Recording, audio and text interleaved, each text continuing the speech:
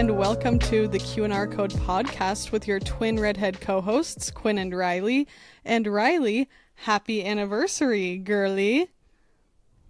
Thank you very much. Yes, it's my second wedding anniversary, and this is not the day that Braden and I became officially boyfriend and girlfriend, but this summer... Boyfriend and girlfriend? Yeah, I'm just saying because it marks a decade of us being together this summer as well, so it's a very exciting anniversary. And I'm also just thinking about 2 years ago when we were in France and living our best lives. It was so much fun. So that was amazing. Happy anniversary of that time and your honeymoon as well, Quinn. Oh yes, thank you. Best time ever, you guys. That Riley, Braden, Sean, and I had a combined 4 of us honeymoon, and that we started in the south of France where Riley got married. Beautiful farm side at what I like to call a castle because it is a castle in all senses of the word. And we got to stay there, truly just feel like the most privileged people on earth to take a vacation like that. And then the 4 of us traveled the coast of France and ended up in Italy and truly had the time of our lives. But it cracked me up on Reels the other day. I don't know if you might have seen it, but it was like, we can't afford a summer Europe vacation, so we are mocking that in our alleyway. And it's a bunch of guys around a table, and they're in their more like French seeming outfits with their little shorts and loafers, and they have baguettes with mozzarella and tomatoes, and they're hand rolling cigarettes and have their little drinks, and that cracked me up. And that's how I'm feeling right now with Sean and I romanticizing our little stock tank cold plunge. That is the most like hillbilly pool setup ever, but we have been using it so much since setting it up a week ago. It's literally a cracked old stock tank that was meant for equine to drink out of and abandoned on our property, and Sean patched it up and repaired it, and we have it in our backyard. Just fill it up with hose water, and that's really all you need. It does the trick, and it cools you down, and it might not look that pretty to some people. Oh, you romanticized it with the little pansies. My little dead-headed pansies. Yes. Sorry, I need to let Pinkerton in. She wouldn't want to miss an episode of the Q&R Code, so she had to be a part of this. But that was such a lovely day for all of us, and the day was so clearly about you and Braden, but it also was just such a special family bonding time. I will forever cherish that, and I am so excited you and Braden have a little date night you're going on. And at the top of the episode, before I forget to say it again, which I can't remember, maybe we mentioned it in an episode, but if not, happy Pride Month. That is very important. You all know that 2 bi girls reporting for duty running this podcast, so we hope you're all enjoying your Pride.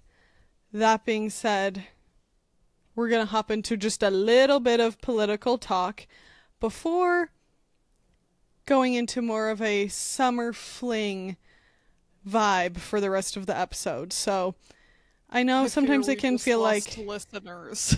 Yeah. Please, it's important. And I had multiple of my tattoo clients in the past couple of weeks tell me that they are listeners to the podcast, which has been lovely. Thank you guys. I always love to hear that. And one of them said, they're like, I didn't know if it would be weird for me to tell you. I'm like, are you kidding? We love to know. I'm like, oh no, now you get special treatment. Good thing you told me. But both of them used the word calming to describe our podcast, which I felt very heartwarmed by and slightly surprised, and it gave me a moment of pause thinking, why would I be surprised to think that people feel calm listening to our podcast? What? Because of the programming of people making me feel like we're uppity women? So that was lovely feedback, and they commented on that they like what we get into with politics and that they feel like we're very fair about it. And so no one should have any fear about us getting a little bit political. We're just talking about humanity.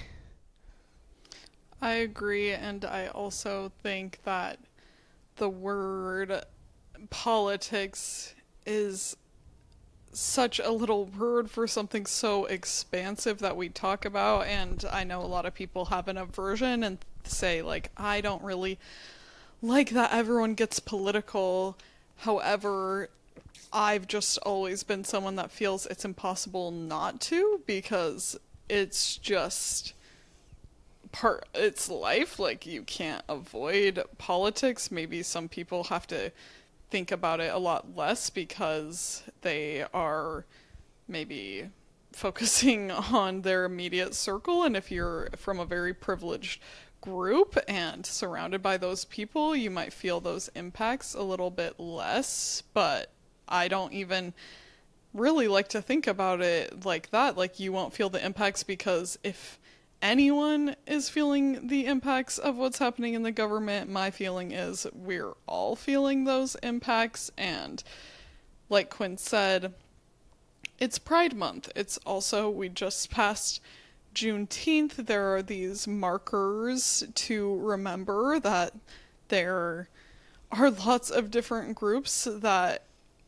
are still suffering from the oppression, whether it's by governments or by society. And unfortunately, we just had our own government drop bombs in the Middle East, and of course they have been supporting an ongoing genocide for months now, but this was the first action our military took directly. And I know these are complicated issues to speak to. I just do not believe that engaging in warfare is the thing to do. I know that people have tried to figure out how can we as a government negotiate with other governments that are willing to use weapons, that do have a nuclear arsenal. But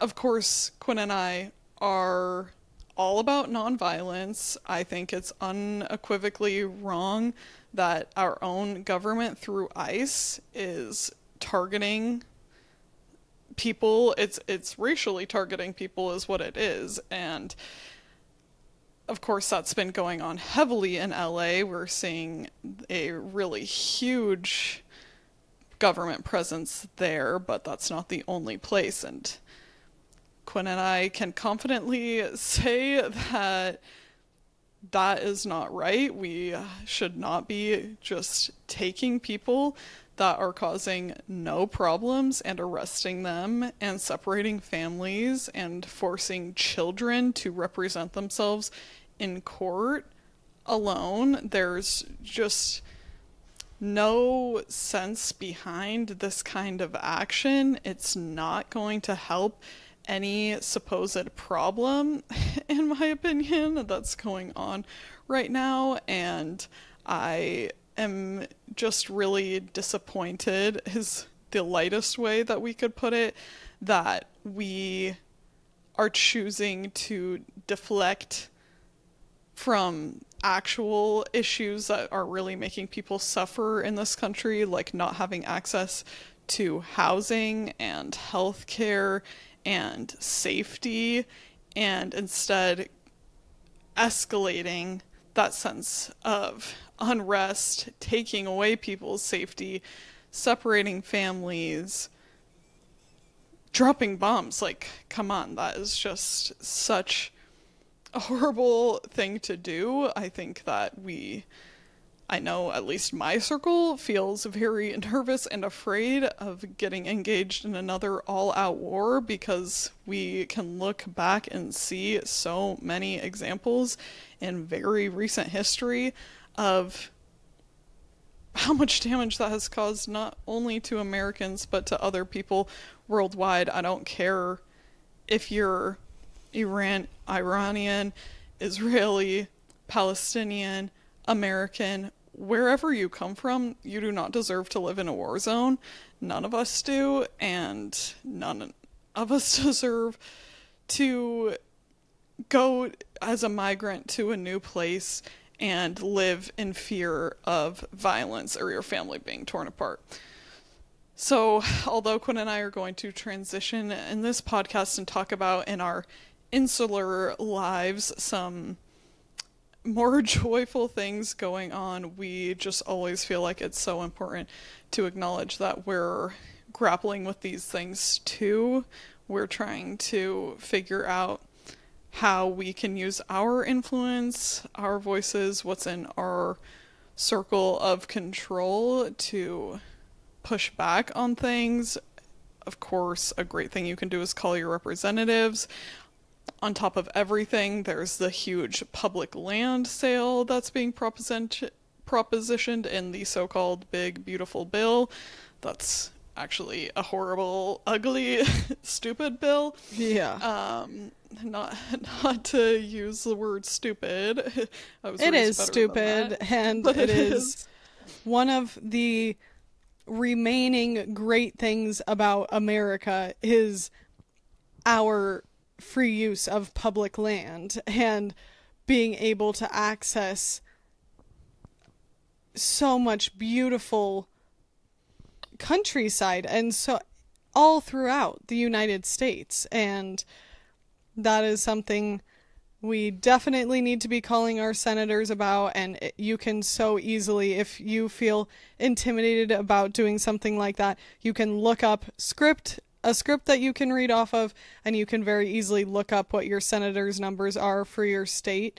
But I have a few thoughts about what's going on with ICE. First of all, if it isn't obvious enough, the majority of us, if you look like me and you are a white person, you are an immigrant at some point in time. So I didn't immigrate. The generation above me and a couple generations above me didn't immigrate, but you can put yourself in the shoes of your great-grandparents or so on who were immigrants to this nation and consider what that would have looked like or felt like for people who truly uprooted their lives to be under threat of having their families torn apart, being held captive. And I just think there needs to be a lot more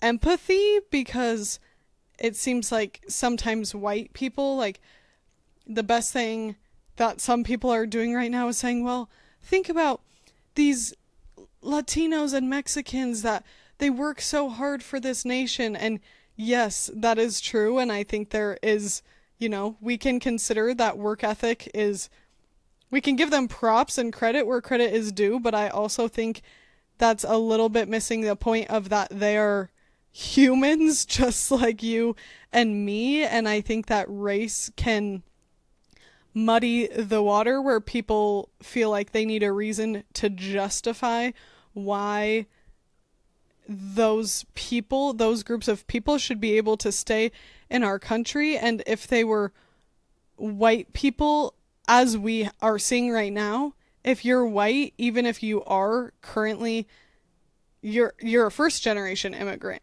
there's so much less of a threat to you and your family. So I think we need to keep in mind it's just another human life like the rest of us. Those are our friends.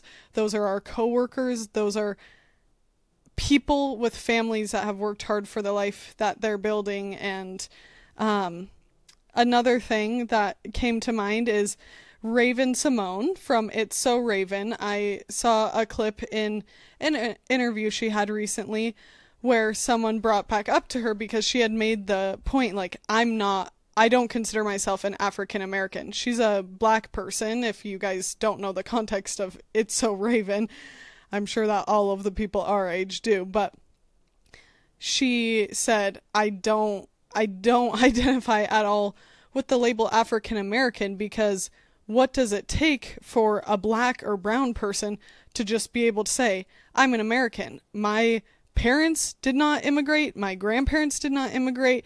How many generations do my people and my family and my lineage need to be here in America, building America from literally the ground up, for me to be considered just an American like everyone else? No, none of my white friends are saying they're Irish American, saying that they're European American.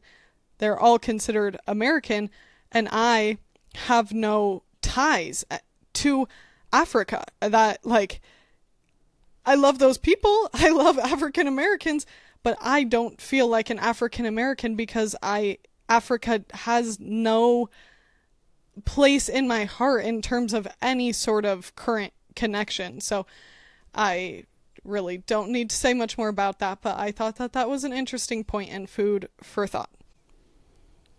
I thought that she put that well also, and it speaks to how colonization really tries to other people. And I think that if you are someone that did vote for Trump and was hoping that he was going to protect the freedom of speech, we should consider the arrest of protesters and people who dissent, and the way that Congress people that have dissented against propositions he's put forward have had either threats or actual penalization of the federal government, withholding funding from their states or withholding invites to certain gatherings, and protesters not being able to peacefully protest, which is protected in freedom of speech. And if you thought he was a president that was anti-war because he did campaign saying he wanted to end the wars in Ukraine and be an anti-war president, now you've seen him drop bombs on another country.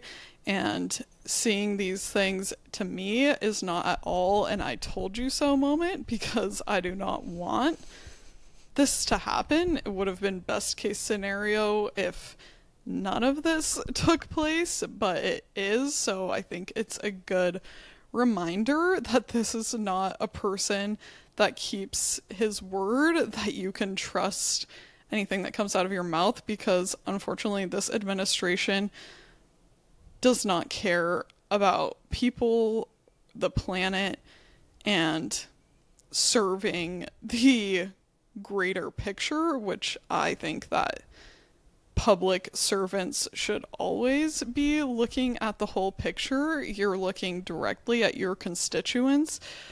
You know how they say, think globally, act locally. So if you're doing something that's good for this group of people and thinking of it in a holistic way, it should have that effects for everyone. And so on the same note, if we are treating migrants a certain way, if we are treating foreign people, when I say foreign people, I don't even mean like people in this country, just how we're treating other countries, that affects us. And to me, it feels very, very simple and a little redundant to even state, but clearly it doesn't go without saying, with seeing what is going on right now. So, as Quinn and I always preach and stand by, we just need to be thinking outside of ourselves.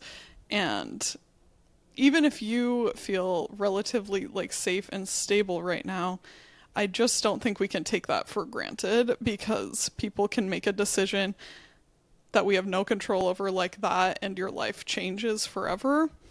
So let's just keep on trying to do what we can in our own communities to make people feel safe and valid and protected, and start opening our eyes past partisan debates. I think that although this is a horrible reason for this to happen, that a great thing about this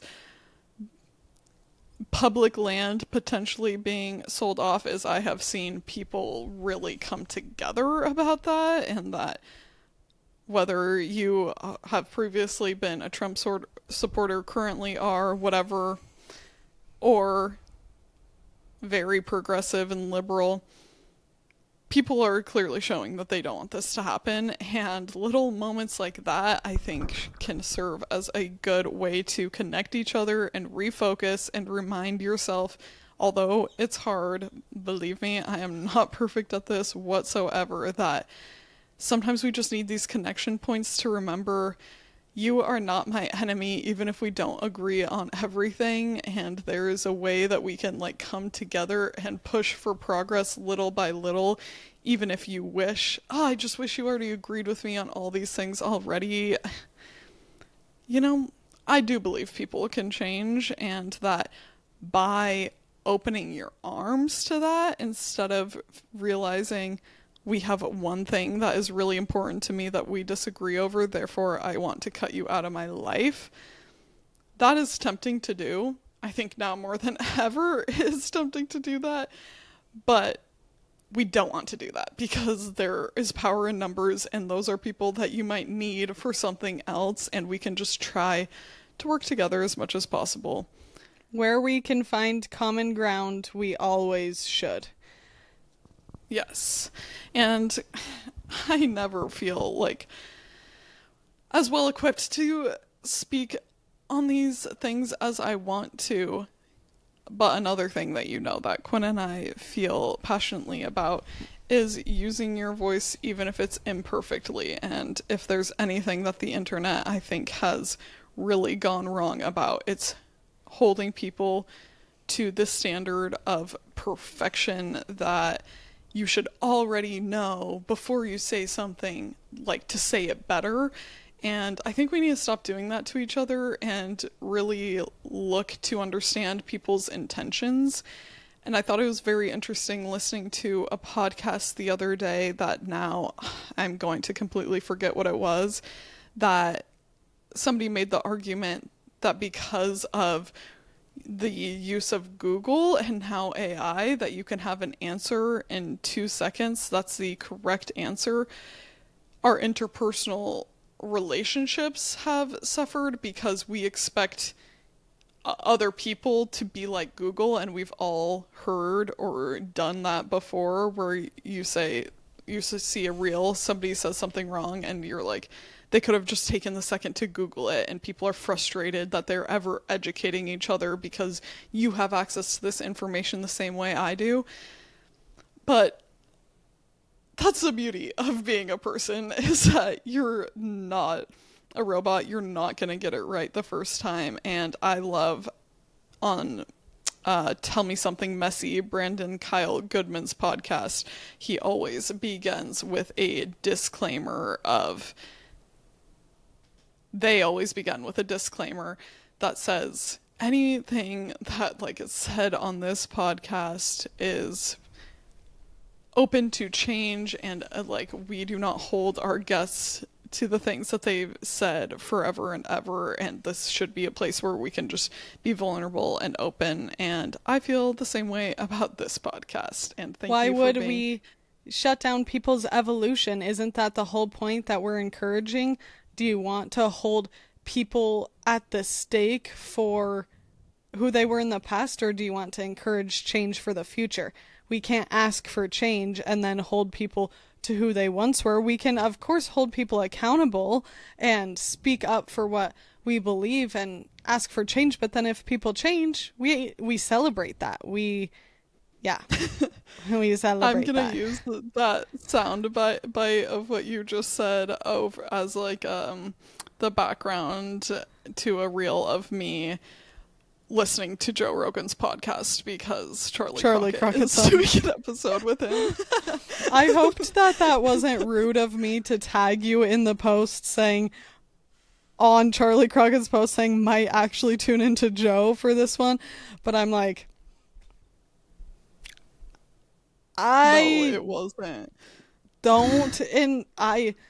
Joe Rogan is not who I think of when I think of, who to listen to for credibility, and like-mindedness. But again, I am trying to be more gracious with people who do listen to Joe Rogan, because there are things about him that I find redeeming. There are I'm being so brave.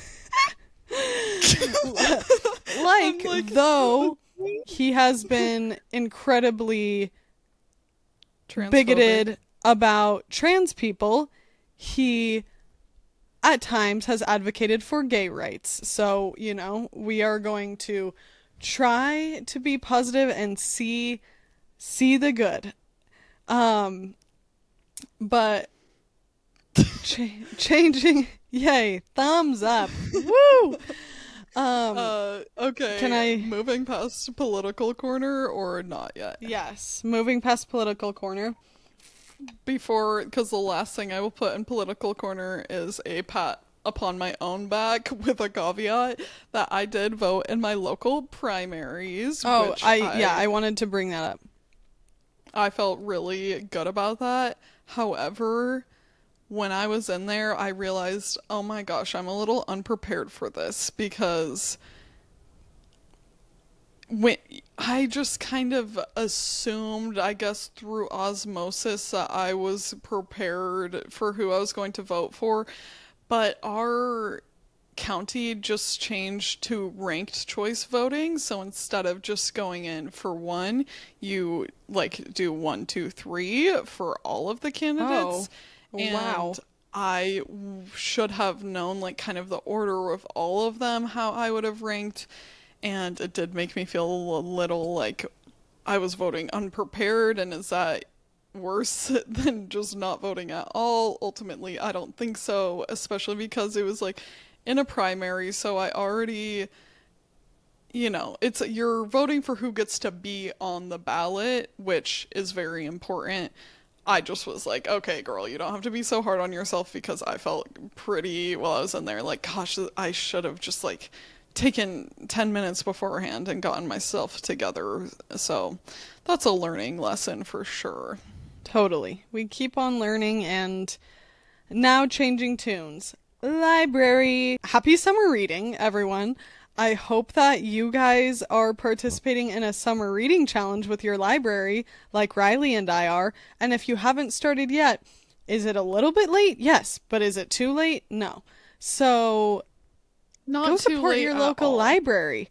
It's so fun. When Riley was here, I have stayed, kept my library card in Jackson, but I haven't.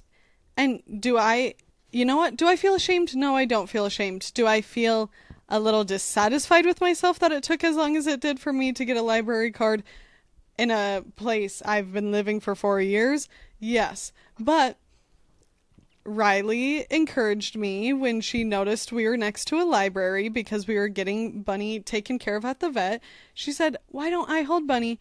You run get yourself a library card.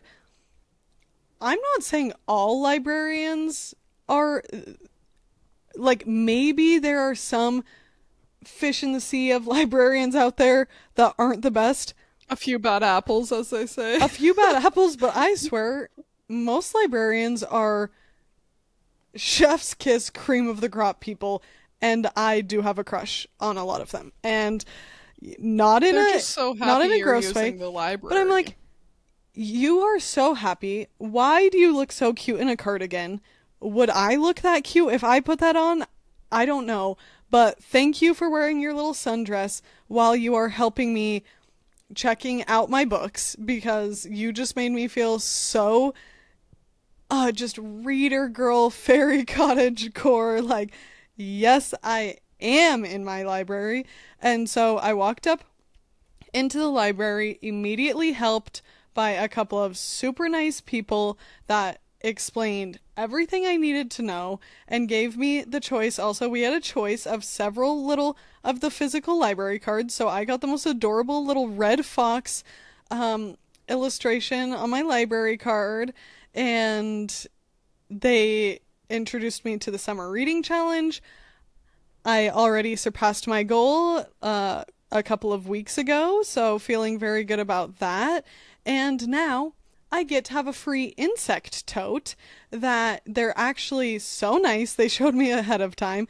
They're screen printed like a cool moth and butterfly.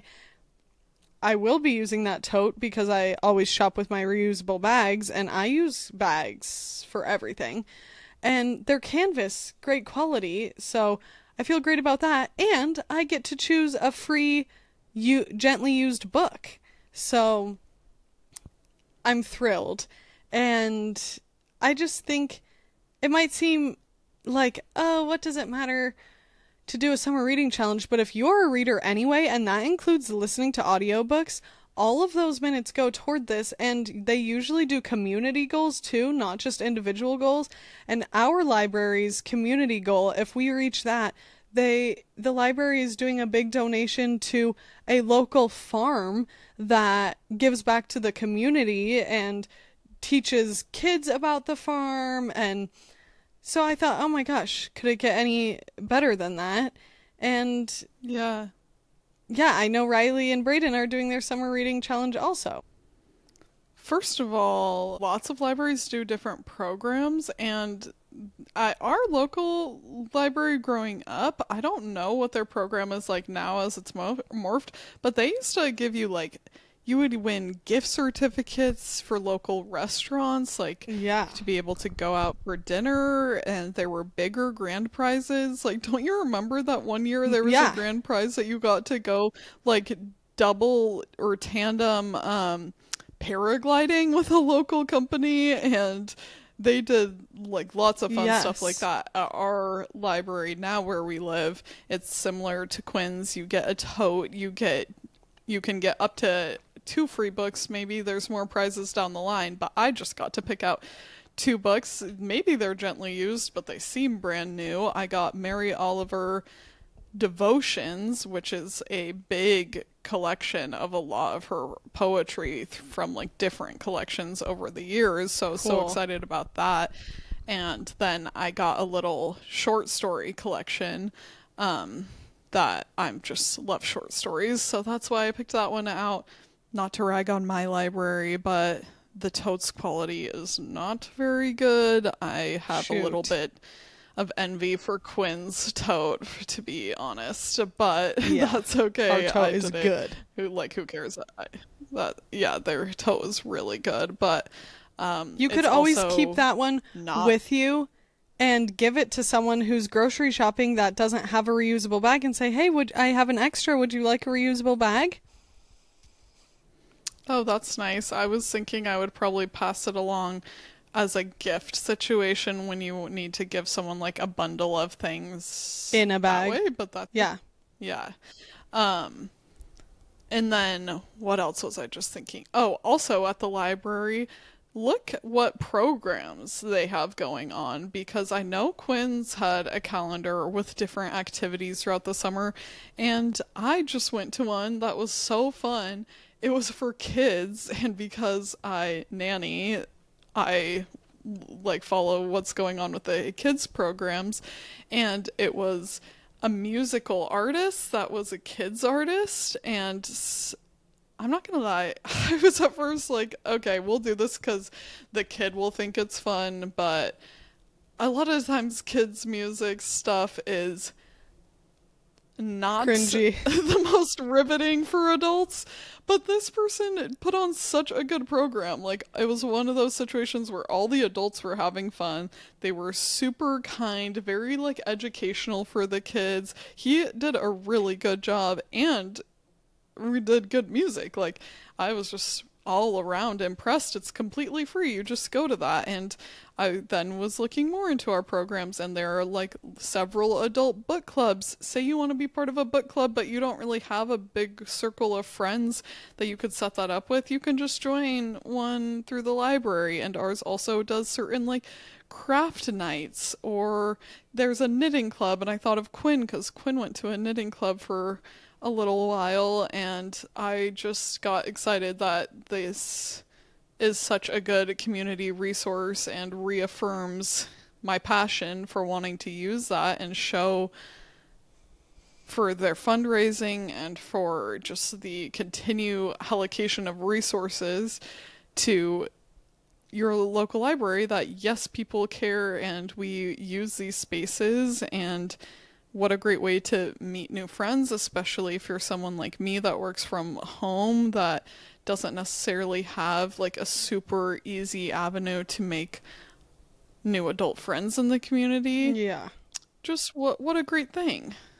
I love that too. And Riley and I, while we were getting smoothies the other day near my house, we stopped and looked at the community bulletin board and realized there too, I was like, oh my gosh, there are so many actually legitimately fun looking things going on that are within 15 minutes of where I live. And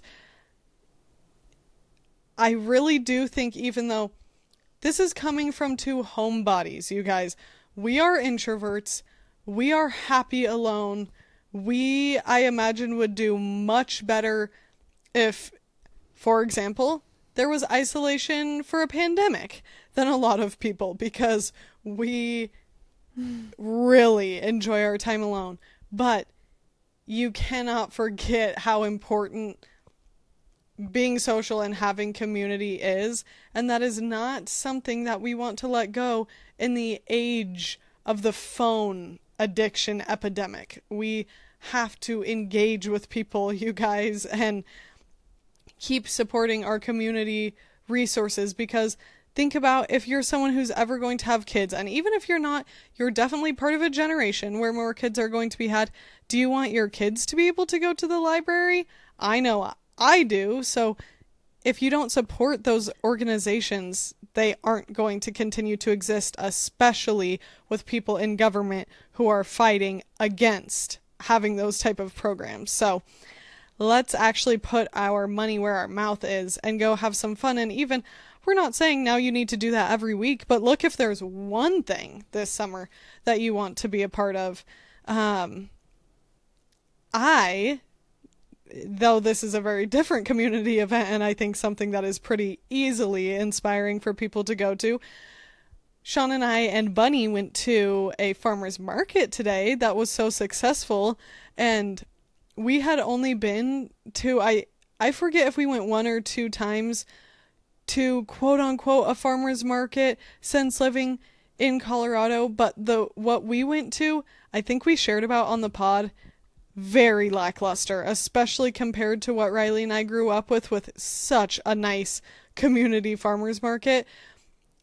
We went and I'm like, there's stickers all over this fruit. They're in plastic clamshells. Like, this is not a farmer's market. And this one was really fun and really poppin'. Talk about socialization for the puppy. It was a lot of effort in that way, but also still really fun and rewarding. And Sean and I just tapped out and tapped in, taking turns when one of us wanted to do a little more exploring in the busier strip. But we got cherries and apricots and a couple of baked goods. We got some pickled okra, which Riley and I got from their Charlottesville farmers market. That made me think, yes, I will be having this. And I actually ran into a couple of our horsey friends, which was fun. Riley, you know who, our sweet older friends. And that was a surprise and pleasant. And I know they were glad to see me and vice versa. So that was great, because I'm like, oh, I didn't even have to take the time out of my weekend to make a visit with you guys that fell out of my way. You just happened to be here and I got to catch up with you for a couple of minutes and got a delicious homemade cold brew. And Ooh. I'm trying to think, a couple of this, I'm actually really excited. We got a couple of beautiful heirloom tomatoes and a few gluten-free homemade pastas, like rosemary garlic flavored, lemon parsley flavored, that are beautiful handmade pasta, and they're both green, and I'm cannot wait for this week. Sean and I are going to incorporate the tomatoes with some of our homegrown basil, this pasta, and this maybe is a little bit of an unconventional way to use them, but we couldn't find... I know that there is cheese at this farmer's market, but I couldn't find where it was, so we did get some habanero Wisconsin cheese curds, and I'm excited for those too. That sounds good. Who cares about unconventional if it tastes good? Yeah. Yeah, Brayden and I have not been to our farmer's market recently because we are part of a CSA, so how that works for people that aren't familiar with them is you pay at the beginning of the season like full upfront cost that then every week throughout whatever season it is, we're doing a summer CSA, sometimes they do them in the fall or winter depending on what type of product they're offering.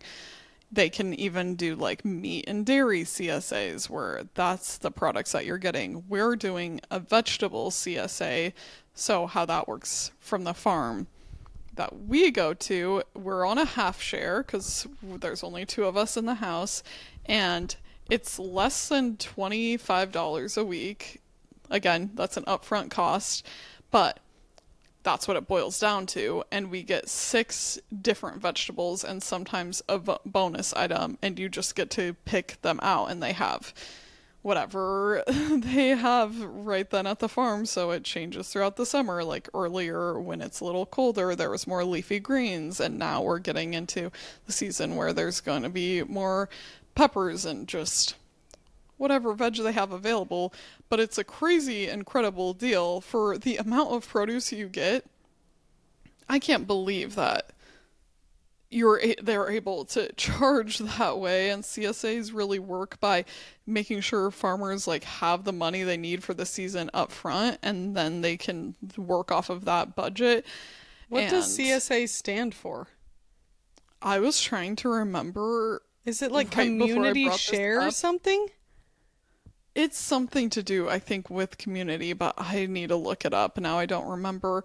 But this is not true for all farms, but what's really cool about the one that we're going through is if you're a CSA member, you can for free participate and pick your own. So they have a huge field that is all their crops pretty much. There's like a few things that are not included in pick your own, but almost everything is, and you could just get to go out and harvest what you like. They ask that it's not more than what you would use in a week, because it's obviously not polite if you're gonna go just like bulk fill up buckets and buckets of food to go like pickle and sell or whatever. It's a honor code type of thing. But again, it's all in that price of about, I think it is actually like $23.50 per week. And so Brayden and I went out the other day, and they have a bunch of herbs. So already fresh herbs in a clamshell container from the store, obviously not anywhere near as good. The waste from the plastic, and it costs like $7 to get like 4 sprigs of mint. Yeah. And so we got mint and basil and dill and fennel, all to be able to use like fresh herbs while we're cooking. But they also have a bunch of flowers in the field, and so I got to cut a whole slew of flowers. And again, I'm getting giddy. You guys, foreshadowing, she's about to tell us about her floral arranging class. Yes, and so this, I mean, maybe I should just grab the vase. Hold. Yeah, grab the vase to show the YouTube people. You guys get exclusive viewership on YouTube. Though me saying that, you might have felt pretty underwhelmed last week. But we're back in I'm action, spilling you water guys. everywhere. But this is from the Pick Your Own field that I got. Such a Wow. fun, like, meadowy vibes. This is not like a very formal arrangement at all. I just did this. Don't condition it. Don't you take away from this beautiful arrangement in our grandmother's Well, vase. it's beautiful. I'm just saying this is not for my floral class. Okay, hold once more. Okay. How fun, Q&R code. It's just you and me right now. Sometimes I just think, what about if this was just the Q code? You know what I mean? Like, does that have a better ring to it? Stand Just up for 5 kidding. seconds and your co-host tries to take your gig. Oh, you're not showing us the formal. We'll have to post. Well, We'll yes, post I'm both going- you guys beautiful I'm pics on going to Instagram. include it in a picture, which, as we know, a picture never really does it justice. Like, I was trying to get a good photo and it was like, dang, now I need to get good at a specific type of floral photography because I am really not capturing this. And yes, I went to a floral arranging class, which I had never done before, at this really cute shop that we love in Charlottesville. Quinn and I have been through many a time. I actually registered for our wedding there. They're all about ethics, being made by artisans, sustainability, just a value system that I really align with, and she has great taste, the owner, in the things that she picks out, but she's also a professional florist. I guess I don't know if you would call it a florist, but she does arrangements. She has for, I think she said, over 40 years, and What? she was holding a workshop. Did she start I when know. she was 3 years old? I know, that's what I thought. I'm like, wow, you look Like, girl, so young, yeah. girl. Tell us how old you are. We're not Yeah. asking to be rude, we're asking to marvel. Yes, and so I got to take that from her, and it was really great. So I won't go too deep dive, but you know that that's not even really true. But she just started. There's the materials in front of you. It has like a bowl, snippers, a big bucket of flowers for each of us, and almost all of the materials were foraged from her farm. She lives on a little farm outside of town, and then just one flower she ordered in. They were peonies, and so we're already past that season in Charlottesville, so they had to be ordered in from Wisconsin. And she just showed how to start, like, to build your little grid over your bowl that like holds the flowers in place. I'm raising my hand yeah. for a question. Yes. So, when you started, did you guys use a flower frog? No. So, one second. No, she told us about the option of a frog, but because we all like were taking these home with us, she wasn't gonna give us each like a big frog because those are expensive. And so what you can do if you don't have a frog is you kind of ball up some chicken wire and put it in your bowl, and so then the holes in it kind of help hold. You don't stick the stem directly into the like spines like you would with a frog, but you do chicken wire, and then you create like a grid pattern over the chicken wire with tape, and then you secure tape around the lip of the bowl to really hold that on, so your stems have like a lot of support in there.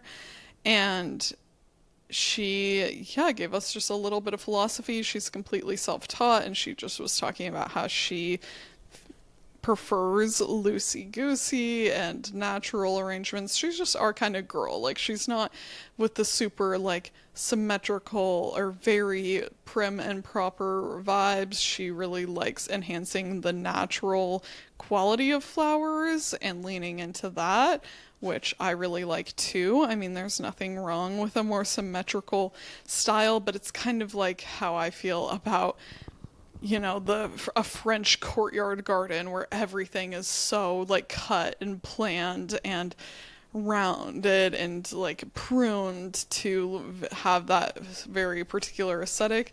I'm more like a little English cottage garden where things are just growing and wild, and she's like that as well. And so she just starts building hers and is talking you through, but it's not like you're building and watching and trying to do what she's doing.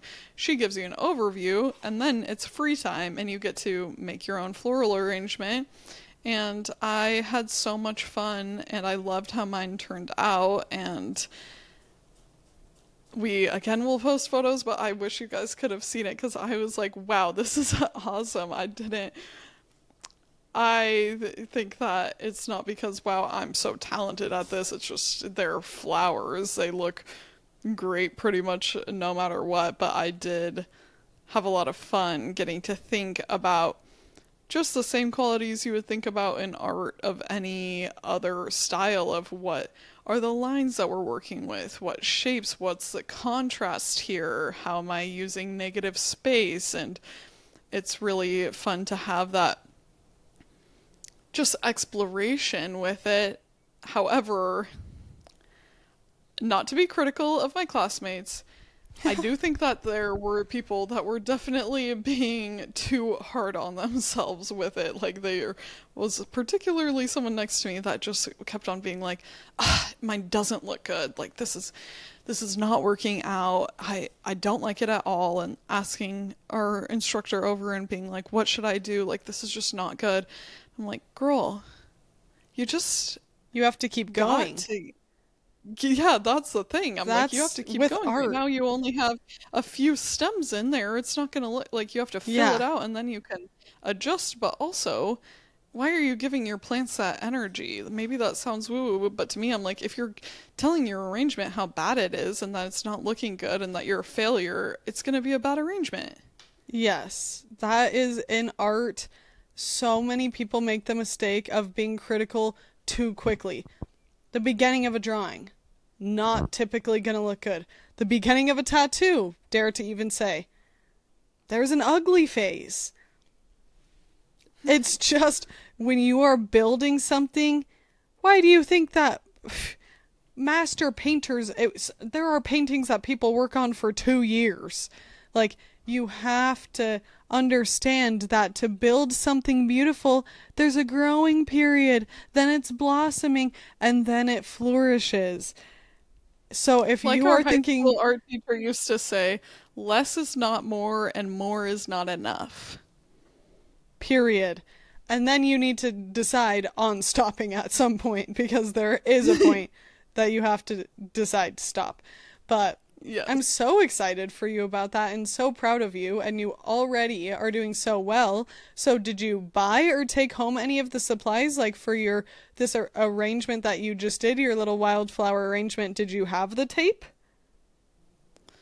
No, so I want to ask her about like in a vase, because what we used were basically what would you think, maybe like a little fruit bowl. Like, it was a very round, shallow bowl. That is so interesting, because I feel like stuff would topple right out of that. Well, that's why you really need like a solid structure with your tape. Yeah. You could just go on and watch a video for anyone that's wondering about that. But she was like, go around the bowl like 5 times with the tape, because it needs to be strong to be able to support all these stems. And once you're making it like that, like, you're turning the bowl all the time, because this is more the style of an arrangement that you're thinking like, oh, that could maybe be a centerpiece and you would see it from all angles. But for most of us, I would say for me, like living in a small average size house, I don't really have a place for big floral centerpieces. I much more have like smaller vases. And when it comes to that, the shape of the vase I just showed you guys, I don't really know how you could build a cage for that well, because you would definitely see the tape. Like, there would be no hiding that. But isn't a lot of the tape clear? So for our tape, part of it was clear and part was like a green gardening tape.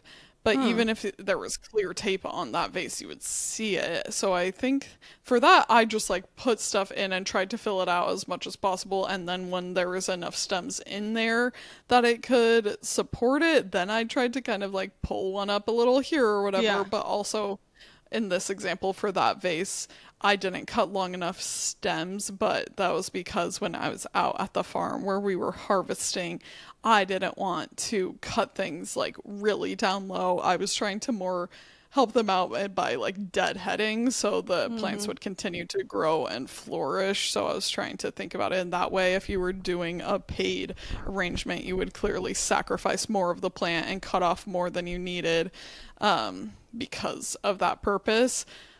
But I can never move in silence. It's like, oh, maybe I shouldn't speak of things before they're finished, but whatever. I'm revealing to you guys that it was really exciting because the instructor said to me while I was there, she was like, I don't know if you would want some work, but I have some events coming up that I need your help or that I need help with. And if you would want to do more with flowers, I would definitely be interested in you helping. So hopefully I get to learn a lot more through that because I said, yes, I would love to do that. And so next week already, I'm going to spend like 2 full 8-hour days with her helping for a wedding. So Wow. I think that was a great thing to come out of my class. Not only I would have just enjoyed the class anyway, but I was like, how fortuitous because I am actually very interested in that. Yeah, that's so cool, right? I mean, the owner of the shop there who put on the class is just cool and lovely and a great vibe. So you guys are going to have a ton of fun and I'm so proud of you and happy for you about that. And it makes me so inspired. I'm wishing I had full-blown flower garden vibes, but I have planted some perennials this year that I'm excited to see how they do. We have had such a heat wave in the Denver area, though, the past few days. Yesterday hit 99, so downtown Denver must have been above 100, and some of my flowers are like, I'm so thirsty, and I'm trying to do my best to learn about all the different types and how to take care of everything best. So I'm crossing my fingers, but the immediate heat stroke is not cool. I know, and that's where my personal comfort has definitely meant less to me as I have entered this phase in my life living in Virginia where there's more humidity. Everyone, when I was moving out here, was like, oh my gosh, it's the humidity that's going to get you, the humidity, yada, yada, yada. I'm sorry, but I prefer the humid heat because maybe it's less comfortable as a person in terms of being able to just stand in the shade and that really helping cool you off and whatever. But the garden prefers that so much because, like you said, they're thirsty. They're drinking stuff up so quickly. And so at least with the humidity here, even though it's been getting hot, they're able to withstand it a little better because there's that moisture in the air. And when we water them, it doesn't just like turn into dry, cracked earth by noon. Yeah. And that aspect has made me so grateful to be here because I haven't even given you guys an garden update since we came back, but everything boomed when we were gone. It was crazy. And my sunflowers, I haven't measured them, but they're at least 8 feet tall. Like they are towering over me. So and just cool. reaching up and have all of these heads opening. It's so fun. It's so cool. You guys, she planted these from little seeds that she started in little starter trays herself. Planted these. These are their first year. Girl, you better take some more flowers or pictures. I know, and You're I'm trying leaving to, me in the dust. I need to send you some photos. It's kind of hard to take photos when they're that tall that really like communicate how cool they look, but I'm trying to. And then also just my littler flowers, my zinnias and marigolds. Unfortunately, I'm like, you guys are going a little too well. I planted them in the borders of my garden because they said that on the seed packets. They're like, make excellent borders. And I was like, oh, okay, cool. They're the whole bed. I'm like, I need to actually really trim you guys back because my veggies aren't getting any sun because the flowers are towering over everything. So I'm gonna have to make some fun arrangements with them and clip them back quite a bit. Because, yeah, like my peppers are still tiny, hardly bigger than when I put them in there, which is okay. We get lots of veggies from our farm CSA, so we don't have to produce a lot, but that is clearly a benefit of having a garden, is producing your own food. And right now we have more flowers than food, but hey, I can't complain about having flowers at all, and I'm just so excited to learn more about being a better flower tender. I've learned so much this year already, and getting to work with someone that has spent decades doing this with flowers, I'm so excited to get some of that knowledge. Something that I love that she does that's in my arrangement is she grows a lot of herbs for her arrangements. Like this is pineapple mint that's in mine. Cool. That is so cool. Like it's just a great idea to have, you don't want everything to be like budding and flowering in an arrangement. You want that greenery so it's not overwhelming. And not only because they look cool, but also it's a great idea because it just adds to the smell. It smells so herbaceous and delicious bringing it into the house. And yeah, I am just becoming more deeply invested plant lady, and I do feel a little overwhelmed right now by the garden because it went so wild when we were gone, and then we just came back and had a busy week, and I kind of have a busy week this week. But I'm reminding myself that although there are lots of things to do in the garden that I would love to tend to, plants are incredible because unless you're dealing with really fussy plants, which I chose not to plant because I'm a beginner gardener, they can do it by themselves. Like I could optimize their growth. I could optimize the situation by pulling some of the weeds, doing some of the deadheading, but I'm trying not to put too much pressure on myself and making it an anxious thing because there's no point in having garden be an anxious part of my life. No. So much joy, so much learning comes from gardens, and sometimes heartache, but I'm excited seeing the development of my garden, and it's amazing the difference that we have seen with Sean and I provided more shade this year, because last year everything just roasted and toasted with how hot that area is. So we now have a shade tarp over it, and things are doing so much better. So I feel a lot of relief there, but there's still ups and downs, but we're seeing a lot of tomatoes starting. I can't wait for those, and getting our greens and everything as well. Our dill is so tall, and I don't know what to do with dill. So, I mean, I know how to eat it, but I don't know how to cut it back. So, there are things that I've told myself for the past 2 weeks, I need to research this, and still haven't. And we just have to give ourselves a break and credit where credit's due. But we hope that this was a lovely little summer episode for you all, and we're really, now we've passed the summer solstice, so we're really in it, and I'm excited. Speaking of floral arrangements and foraging, we have so many flowering thistles on and around our property that my friend and I at our little farmstead are hosting a summer soiree party this upcoming weekend. So I think I'm going to do a little foraged thistle arrangement for a few spots in the yard, and that'll be fun. I'll have to report back about how that goes. I am a little nervous about being the one doing the snipping. I'm going to have to wear reinforcements on my hands because I was just thinking that is An intense, that's not like foraging zinnias. No. A And these very thistles are brave endeavor. ginormous. So I'm excited about I've it. seen those thistles, I'm afraid. I'm excited and scared. I need to double up on the leather gloves. But anyhow, everyone, we appreciate you. We always appreciate the support. If you are interested in watching us on YouTube, that would be youtube.com/@theqandrcode. And then look in our episode description to find our Instagrams. Let us know if you're doing any summer reading, and we will talk to you next week. Thank you very much. I hope that this summer is starting off beautiful and maybe with a cold glass of lemonade to fight these heat waves that we're experiencing. We will talk to you very soon. Goodbye. Goodbye.